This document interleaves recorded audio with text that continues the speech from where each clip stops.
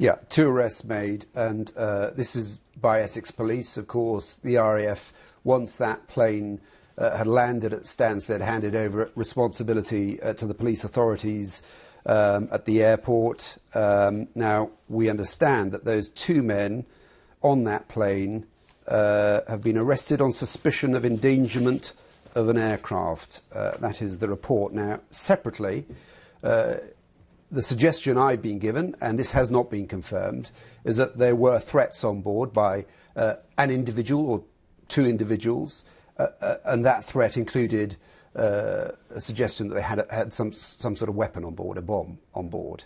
That hasn't been confirmed, but clearly that kind of threat would have alerted those Typhoons who got a call, an emergency call from that flight. And as I understand, the operation was, as far as the RAF concerned, and remember these 2 Typhoons would have been armed with air-to-air missiles, both short-range and medium-range air-to-air missiles, exactly for this kind of, threat. And the plane landed, the passenger plane carrying 300+ passengers, on its way from Lahore to Manchester, diverted to Stansted, because Stansted is the airport that's nominated to deal with bomb threats, hijack threats, along with Prestwick, but that those RAF planes left the situation at about 2:25. You mentioned in the middle of that answer that the jets are armed. Just remind us, we use that phrase, they're there to escort this plane.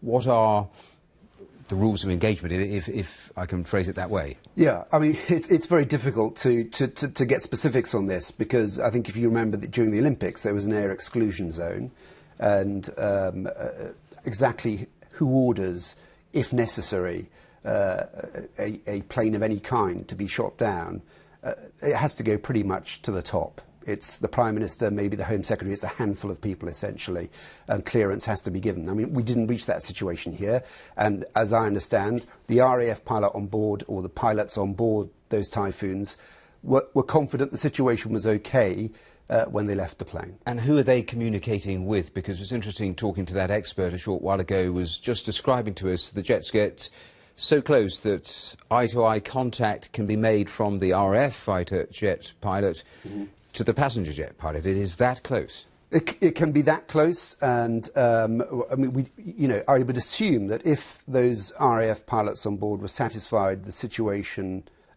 was okay after they escorted that plane towards Stansted and allowed it to land, that there was, certainly plenty of radio contact with the pilots of the passenger jet, but also probably eye contact, whether they could see on board the passenger jet beyond the cockpit, I think is speculation. But yes, they would have had close contact with the cockpit, and of course we don't know whether these threats where they were made, but nowadays, since 9/11, the cockpit is a closed environment. It's not as if people can wander into that cockpit.